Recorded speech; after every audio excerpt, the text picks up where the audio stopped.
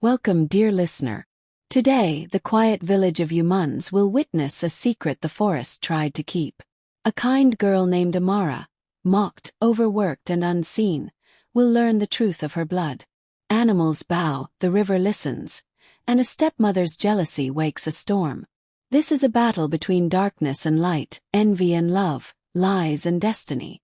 Stay with us as the old paths open, spirits rise, and a princess remembers her name. You are about to hear the stepmother's worst nightmare. Discovering my true identity. Before we unravel today's story, please don't forget to subscribe, like and comment where you're watching from. You're watching the IFY Creative Pen, your sweet storyteller. Long ago, in a quiet village surrounded by thick forests and golden farmlands, there lived a young girl named Amara. Her mother had died when she was very small, and her father, a respected hunter, remarried a woman named Nneka. At first, Nneka pretended to love Amara, calling her my daughter and smiling sweetly when her father was around. But behind closed doors, her heart was filled with jealousy, for she feared Amara's beauty and gentle spirit would outshine her own daughters, Adiz and Ifyananya. Nneka gave her stepdaughters the best food and the finest wrappers, while Amara was forced to eat scraps and wear rags. Yet Amara never complained. She sang softly while grinding millet. She laughed even as she fetched endless buckets of water, and her kindness made her beloved by the villagers. Elders often said, "That girl carries the spirit of her mother." Those words pierced Nneka's heart with envy, for there was a secret she hoped no one would ever remember. One market day, as Amara carried firewood on her head, an old woman stopped her. The woman stared deeply into Amara's eyes and whispered, "Child, do you know who you truly are?" Amara froze, confused. "I am Amara, daughter of Obi the hunter," she said politely. But the woman only shook her head and muttered, "The blood of queens runs in your veins. Soon the truth will rise like the morning sun." Then she disappeared into the crowd, leaving Amara trembling. From that day on, strange things began to happen. Animals in the forest bowed when Amara passed. Birds gathered on rooftops to sing whenever she fetched water. Even the river seemed to hush when she knelt to wash her clothes. The villagers began to whisper, wondering if Amara carried a hidden destiny. When Nneka heard the rumors, her chest tightened with fear. "No, it cannot be," she told herself at night. "If she discovers who she is, all that I have built for my daughters will crumble." One evening, Nneka followed Amara secretly into the forest. She wanted to see for herself the nonsense people were saying. But what she saw made her knees weaken. A deer walked up to Amara and knelt at her feet, as if greeting a princess. A soft glow seemed to shine around the girl's face. Nneka gasped and stepped on a dry twig. Amara turned quickly, startled, and their eyes met. And that was the moment. Nneka's gasp echoed through the forest, and Amara stared at her stepmother with wide, questioning eyes. "Mama Nneka, what are you doing here?" she asked softly, clutching the bundle of firewood to her chest. Nneka's lips trembled, but no words came. For in that moment, she saw in Amara the reflection of a face she had long tried to erase from memory. Her late mother's face, regal and unyielding. "Child," Nneka finally said, her voice hoarse, "you should not be here. Come home at once." She turned sharply and hurried down the path, her mind racing with fear. For many years, she had hidden a truth. Amara was not just the daughter of Obi the hunter. Her real mother had been the last princess of the neighboring kingdom, a woman whose bloodline carried power and inheritance. Obi had married her in secret to protect her from those who sought her life. When she died, he kept the truth buried. But Nneka knew. She had known from the very beginning.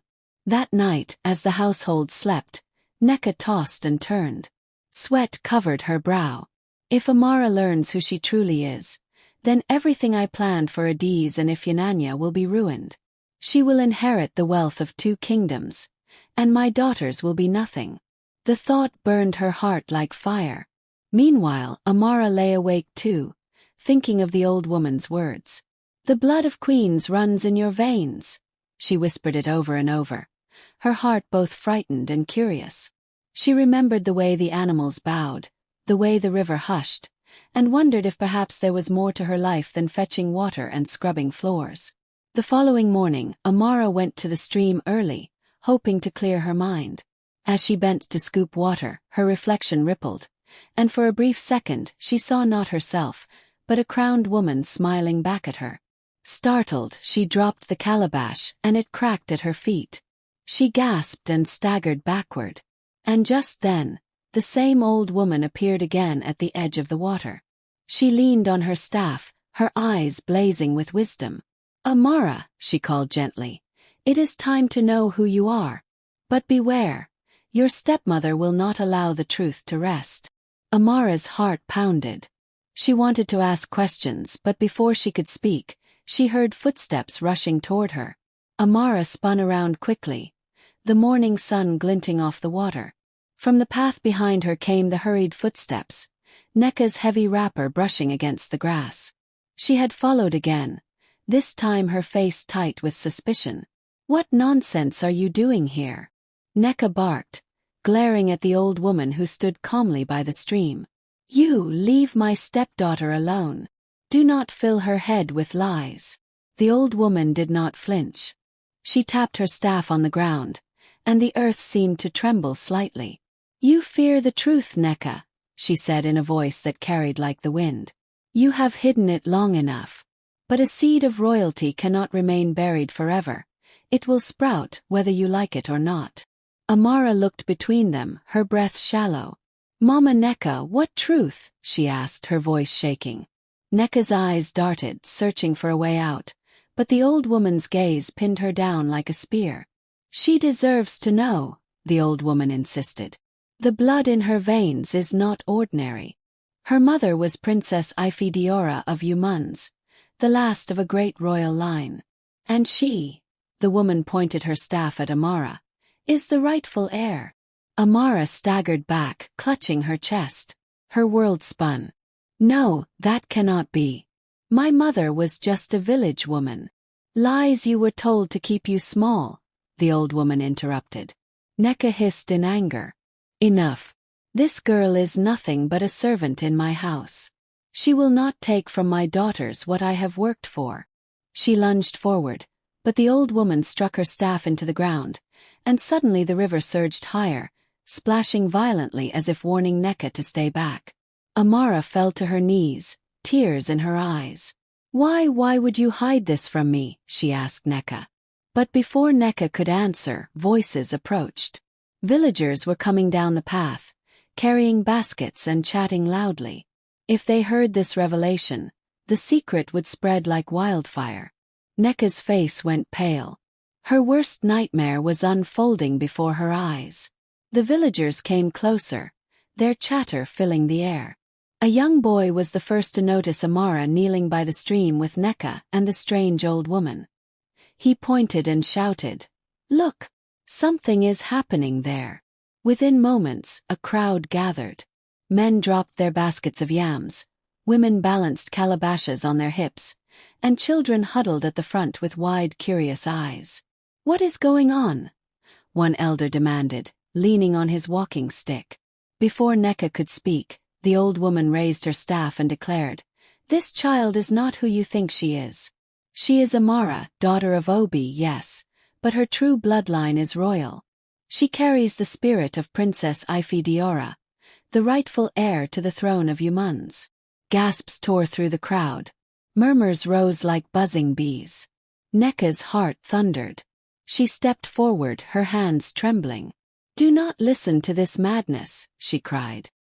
"This is only a trick, a tale spun to deceive you. Amara is no different from the rest of you, just a girl of the village." But the villagers were not convinced. They had seen too many strange things: the animals bowing, the river's silence, the light that seemed to follow Amara. The pieces began to fit together. An elder woman pushed to the front, her wrinkled face stern. "Nneka," she said, her voice cutting like a blade, "we all know your tongue is sharp and your heart envies this girl. Tell us, why do you fear the truth so much?" Sweat rolled down Nneka's forehead. Her eyes flicked toward Amara, who sat frozen, her hands trembling on her lap. "Because," Nneka stammered, If she claims this destiny, then what of my daughters? What future will they have? Her words hung heavy in the air. The villagers turned to Amara. Some bowed their heads slightly. Others whispered, "Princess, daughter of royalty." Amara shook her head, tears slipping down her cheeks. "I do not understand any of this. I never asked to be royal. I only wanted peace in my father's house." The old woman placed a firm hand on Amara's shoulder. "Peace will come, child, but only after truth stands tall.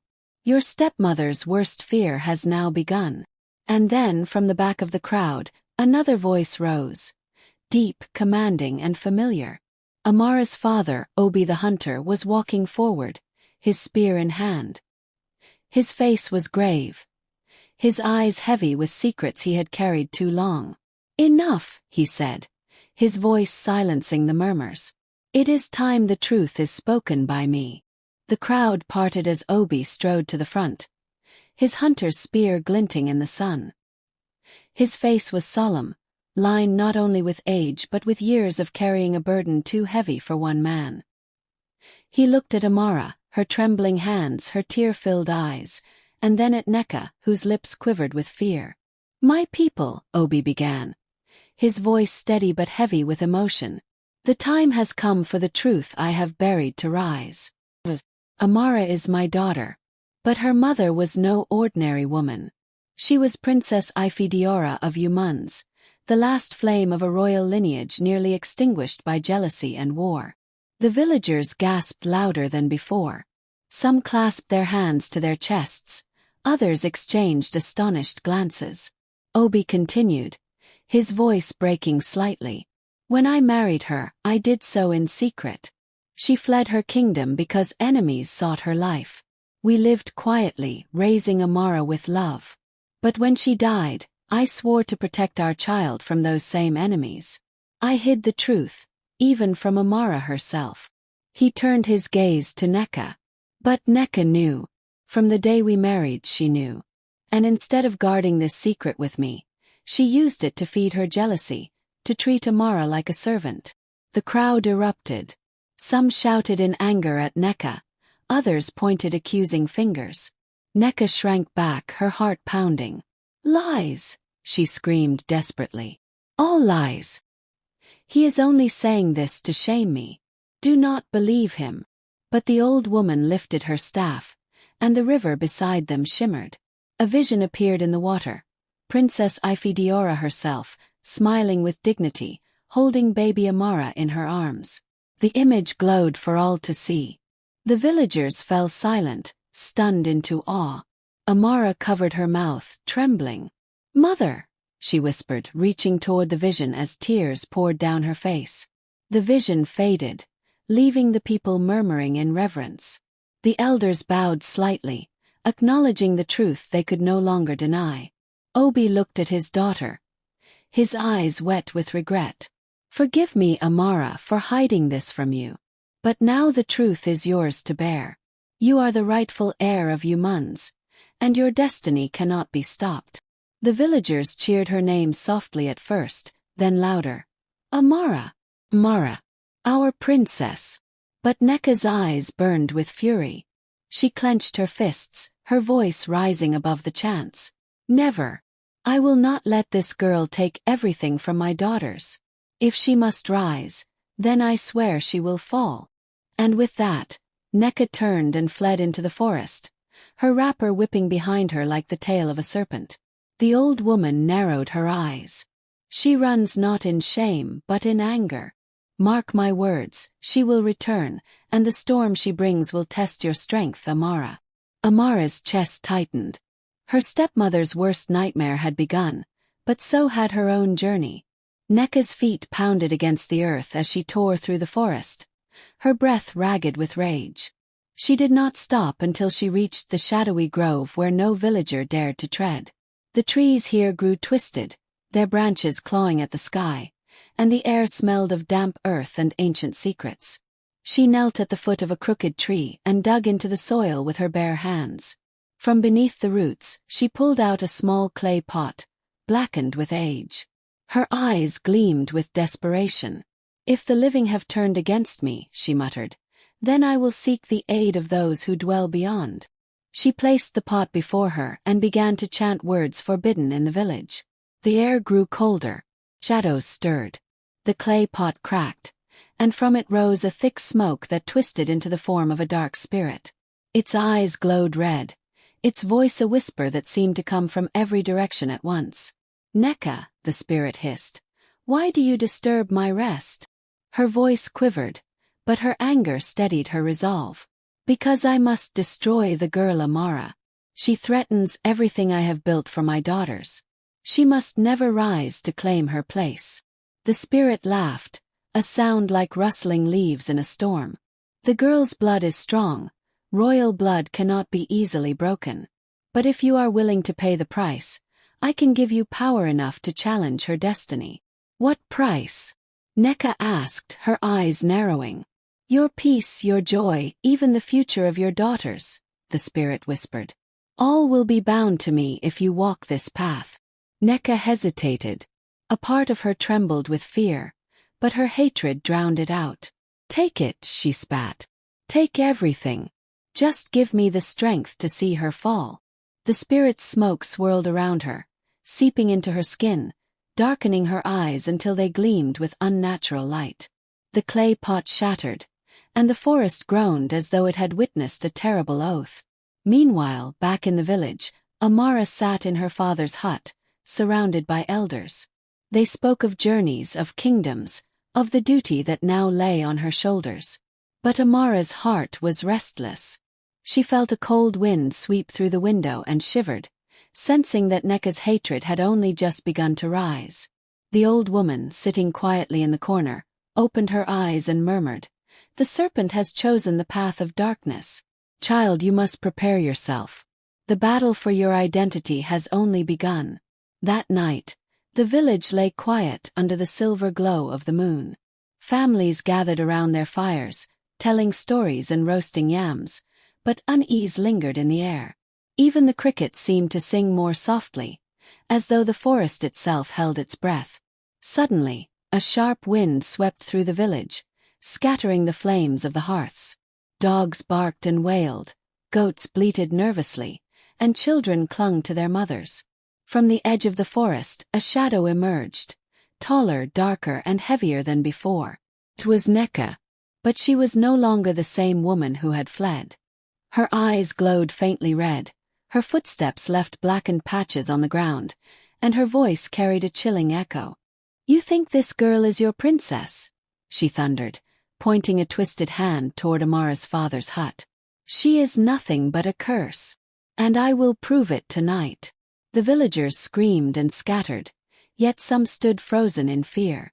Amara stepped out of the hut, her heart pounding but her face steady.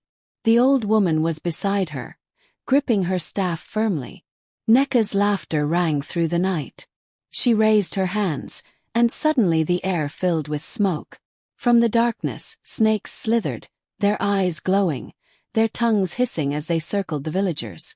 The children cried out, the women shouted, and the men raised sticks and spears, but none dared move closer. Amara trembled but did not run. Something deep within her stirred, a warmth rising from her chest, like the memory of her mother's embrace. The old woman whispered, "Stand tall, child.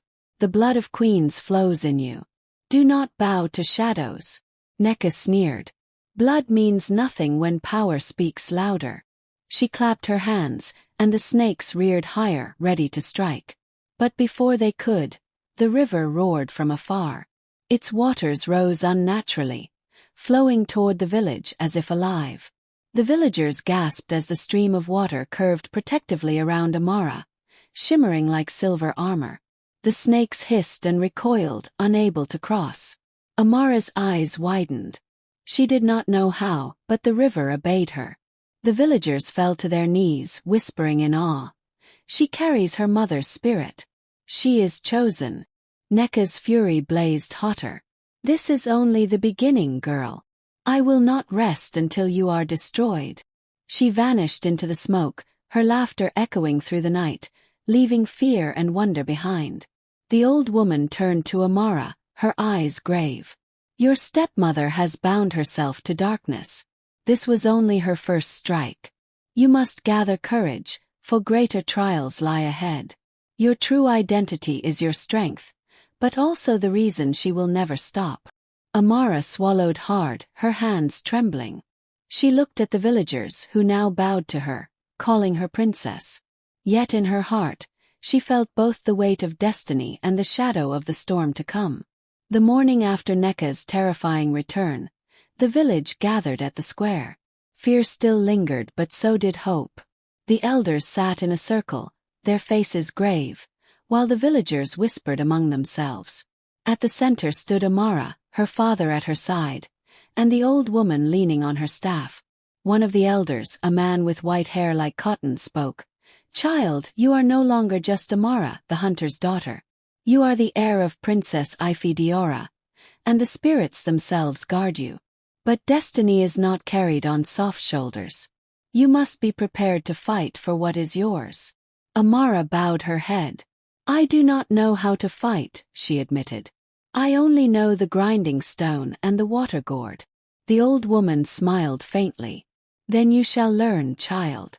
Your mother's spirit left gifts in you, but gifts must be sharpened like a blade. We must begin at once. From that day, Amara's life changed. At dawn, she was taken to the riverbank where the old woman taught her the ways of the ancestors. How to listen to the wind, how to call on the water, how to still her fear until courage rose. She learned to wield a staff, to chant words of power, and to move with the swiftness of the gazelle. At night, she dreamt of her mother. Sometimes Princess Ifediora appeared in flowing robes, whispering wisdom. Other nights, Amara saw visions of Nneka, her stepmother's eyes burning like coals, gathering strength in the shadows with strange creatures by her side. Meanwhile, Nneka grew more dangerous. Deep in the forest, the spirit she had bound herself to fed her with darker powers. Her skin grew pale, her voice sharper, and her shadow seemed to move even when she stood still. She gathered owls, bats, and serpents, twisting them into servants of her hatred.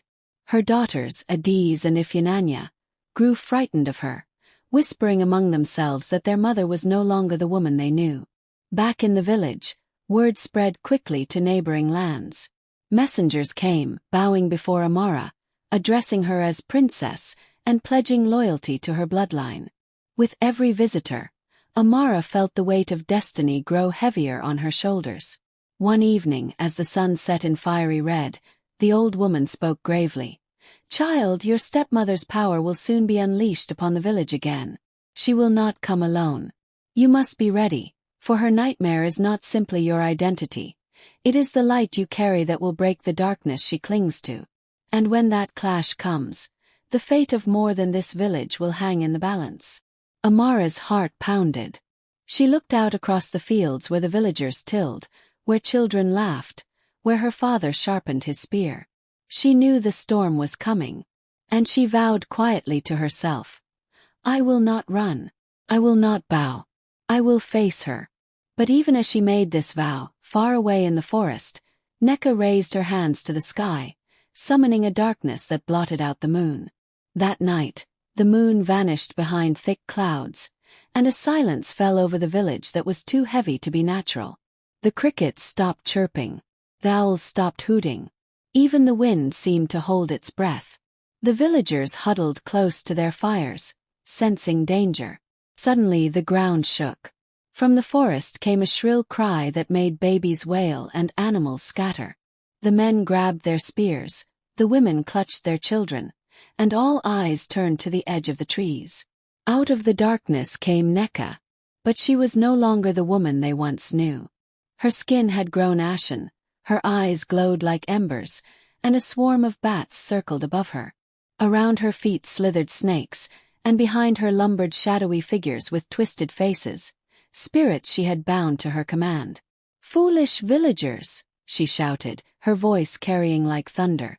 You dare to call that girl your princess? Tonight, I will show you the curse she truly is. The villagers screamed as the snakes rushed forward, and the spirits spread like smoke through the huts, overturning pots, breaking roofs, and casting fear wherever they touched. Goats ran bleating through the square, chickens flew into the night, and chaos filled the air. Amara stood in the center, her staff in her hand, trembling but refusing to move back. The old woman was beside her, chanting words of protection. The river, sensing danger, began to rise again, flowing unnaturally toward the village.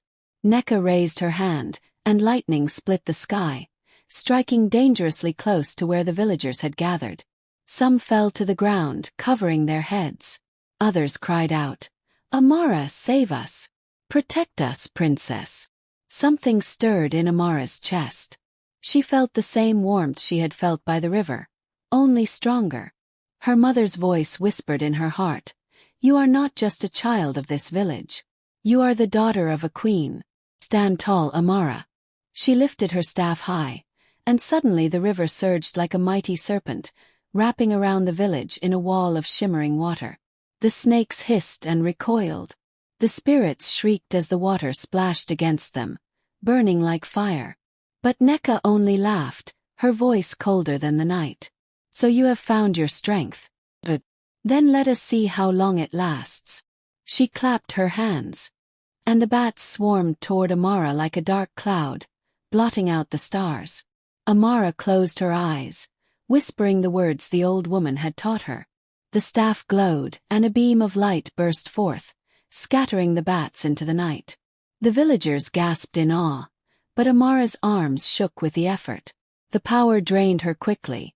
Nneka saw her weakness and smiled wickedly. "You cannot fight me forever, child. I will take everything from you, your people, your peace, even your life." She lifted her arms to summon another wave of destruction. And then, from the shadows of the crowd, a voice shouted, "No, mother! Stop this madness!" The villagers turned. It was Adiz, Nneka's eldest daughter, stepping forward with tears streaming down her face. Adiz's voice rang through the chaos, trembling yet strong. "Mother, enough!" she cried, stepping between Nneka and Amara. Her younger sister, Ifyinanya, clutched her hand and nodded through tears.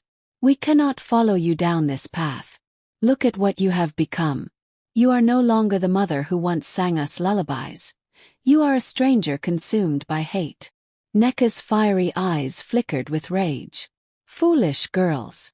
Do you dare defy me for her?" She pointed at Amara with venom. "Yes," Adiz said, her voice firm, "because she has shown us love where you gave us envy. She is not our enemy, you are."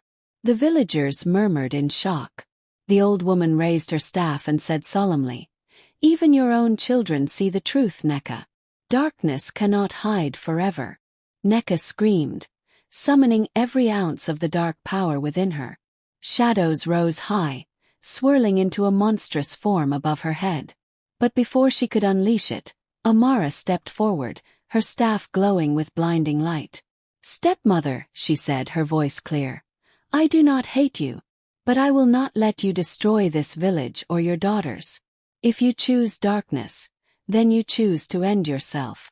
With a final cry, Nneka hurled the shadow toward Amara. Amara raised her staff, and the river roared louder than ever, surging forward like a mighty flood. Water and light clashed with shadow, and in a burst of blinding brilliance, the darkness shattered. When the light faded, Nneka lay on the ground, weak and trembling. The spirit that had fed her was gone, its smoke scattered into nothingness. She looked at her daughters, their eyes full of tears, and for the first time, shame filled her heart. She buried her face in her hands and wept. The villagers cheered, rushing to Amara. "Princess! Princess!" they cried, bowing before her. Amara lowered her staff, her chest heaving. She looked at Adiz and Ifyinanya and embraced them, whispering, "You are my sisters. We must heal together." The old woman smiled proudly. "The worst nightmare of your stepmother was never your identity, child. It was the light of truth and love that she could not destroy." Moral lesson: jealousy is a fire that burns the one who carries it, while truth and kindness shine brighter than any darkness. A heart filled with envy may plot destruction, But it is love, unity, and courage that will always triumph. Thanks for watching the IFY Creative Pen, your sweet storyteller.